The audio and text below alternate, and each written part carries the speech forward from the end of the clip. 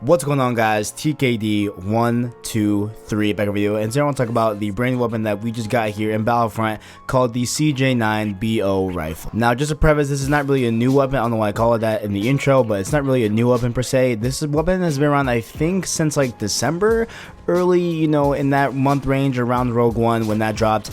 And the thing about this weapon was that this weapon was only held originally by devs of Battlefront, right? They were held by EA employees and stuff like that, and they only had it to their account, right? And so the only way you can get this weapon at first really was to kill a dev, right? They explicitly said that on Twitter and in blogs, was that this is a weapon that only devs are gonna have, and if you kill a dev in game in a match that is public, you will get this weapon. And it wasn't even like an automatic thing. Like what you had to do was you had to go get a kill on the dev, and then you had to go up to their body and get this orange coin, something like that, like this orange orb, this orange coin, something like that, and then you would be able to get access to the weapon whenever you want. And this is kind of weird, especially for this game, because this game obviously got weapon updates through the packs, through Rogue One, Death Star, etc., stuff like that. But here, we are getting a weapon that is kind of like a viral weapon, if you will. It's a viral weapon where it spreads. It's a weapon that everyone can get, but it's a matter of you just playing and hope that eventually you get this weapon. And I didn't realize it,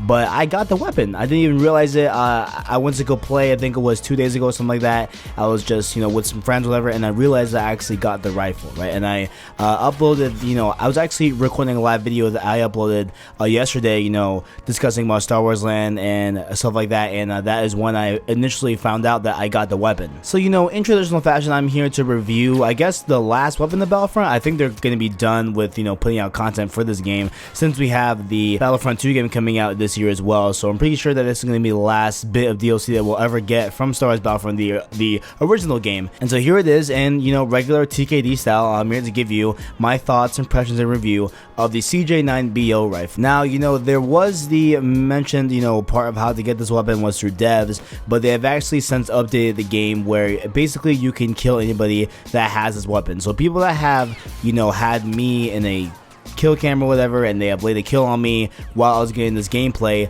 they actually now have access to the rifle now, and I'm not 100% sure if you have to still go up to the body and get an orange coin. I don't know about that. I know that was how it originally was, but since they updated, I'm not sure if that's the same manner. It may or may not be. I'm not 100% sure, but if you land a kill on somebody that has this weapon, you're pretty guaranteed to get this weapon. But I advise probably just walking over their body and making sure there's no orange coins, and if there is, pick it up, I guess, making sure that you 100% get the weapon. And that's really it. It's that simple. There's no HUD contract for this thing. There's no objective based things that you have to achieve. It is just simply killing someone that has this weapon in their inventory, and then you will get it as well, and possibly getting the orange coin, like I said before. Now, once you land the weapon, how does it feel, right? What are the stats, right? Now, if we look at the stats here, it says it got a pretty high damage here. It's nothing insane. It's not like the most high damage weapon in the game, but it is pretty high to a degree. Then we look at the rate of fire here, which says it's right down the middle, and honestly, to me, I feel like the rate of fire is pretty slow in this rate. I'm saying I feel like it's kind of like a Rebel V10, but way less rate of fire. Honestly, I feel like this gun has a lot of things in common with the Rebel. One of my favorite guns in all of Battlefront. But going off of just rate of fire, it's a little bit on the lower end of things. It's not anything too crazy. I wouldn't even say it's right down the middle. Personally, I would say it's a little bit more towards the left side of the scale here, where where it's a little bit lower than what it said here on the stats. But hey, that's what the stats say. It's about middle of the range rate of fire.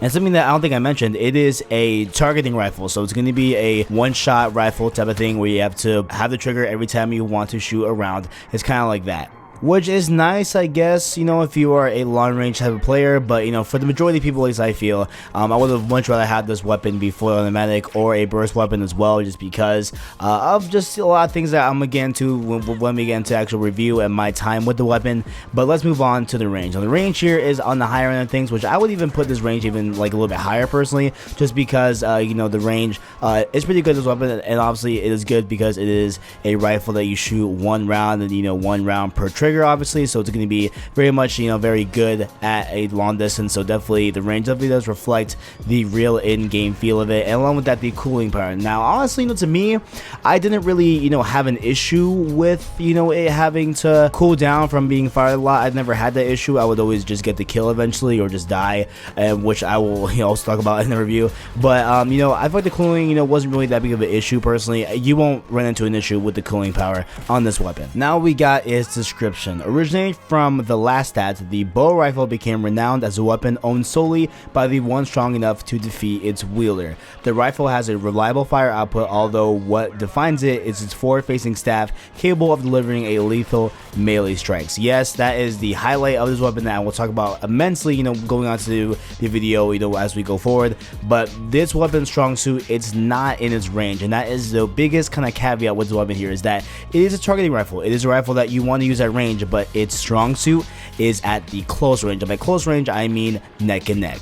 Now you will see, my time with the weapon. I put in, I want to say around an hour and a half or so with this weapon, kind of broken up in between two sessions where I played in the morning and played at night, what I'm saying? And I definitely feel like this weapon is weak. I don't really like this weapon at all.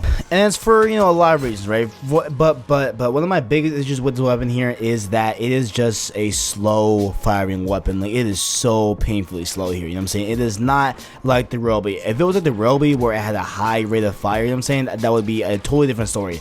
But because this weapon here is just it feels kind of like, honestly, it felt like a Dragunov. I feel like a Dragunov from Call of Duty. I was using it where I needed way more shots to kill than what I would usually with any other weapon, in the game. And I feel like I'm just overdoing it just to do, what other weapons can do in a little amount of time and power. And there were plenty of times even that you will even see in this gameplay where I'll be laying down 2, 3, 4 shots to kill and they will still kill me. Like, I will get them down to like 0.5% of health and they will somehow still get jump me. And maybe that could be my skill. I don't know what it could be, but honestly, I feel like your skill is definitely tied in with the weapon you have, and definitely this weapon does not really cater to somebody that is trying to do good in the game. Personally, I feel like this weapon is definitely much of a hindrance in a way where it's just like there are just so many negatives to take back from this weapon, with not so much as cooling power, because it's fine with the cooling power.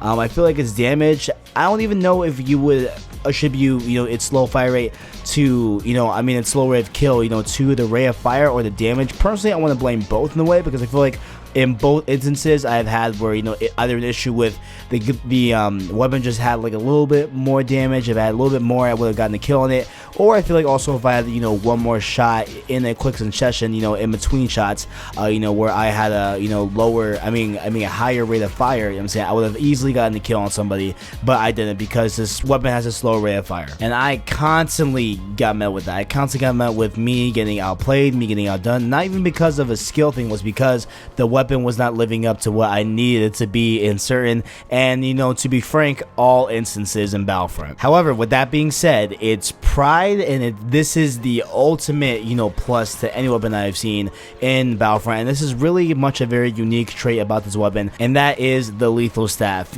Getting kills with the melee on this weapon is so satisfying. It is one of the most fun things I have ever done in Battlefront, with just regular blast mode or something like that. It is so fun to just run around and just stab people with the staff. It's fun. It's it'll also save your life in a lot of instances. Where it comes to close combat here, this weapon has definitely saved my life with the staff a lot of times. You may or may not watch that in the gameplay as well, but overall I feel like definitely much the melee is the highlight of this weapon. And basically I feel like if you're gonna go for this weapon, if you're gonna go out and hopefully try to land this weapon off of a kill in game, then definitely go for it, because that lethal melee is one of the best things and the most satisfying things in all of Battlefront. You just instantly hit them with the staff and they instantly start getting electrocuted and all that, and it's very much reminiscent of like of a Emperor Palpatine type move, with his powers where he can electrocute people, and it's very satisfying in that same way. Still drop things up, this gun is pretty easy to get. Obviously you just have to find someone that has a weapon in game and just lay a kill on them and you will get it. And most likely, right now, currently in your Battlefront account, you might even have this weapon and you didn't even know, right? So you might just overlooked it, and you may already have this weapon, you just gotta go look, and if you don't, hopefully just keep playing, you'll eventually get the weapon. You know, I feel like it's not the hardest thing to get at all, right? And overall, I feel like the weapon, just from a gun standpoint, is pretty bad in my opinion. I don't really like it that much. You know, it shines rarely, very rarely, but overall, it's pretty much a bad gun in my opinion. But the highlight of this weapon is, of course, the melee. The melee is great. You want to get this gun for the melee. It's super fun to just run around and just, you know, just get melee kills and stuff like that. So just keep in mind, you know, if you're going for that weapon, don't expect a very good gun. Expect a very good close quarters melee weapon of doom. And that is all I got. If you guys enjoyed, make sure to leave a like, subscribe, and then share all the good stuff below. I appreciate all the feedback you give me. Thanks for watching, and as always, I got you.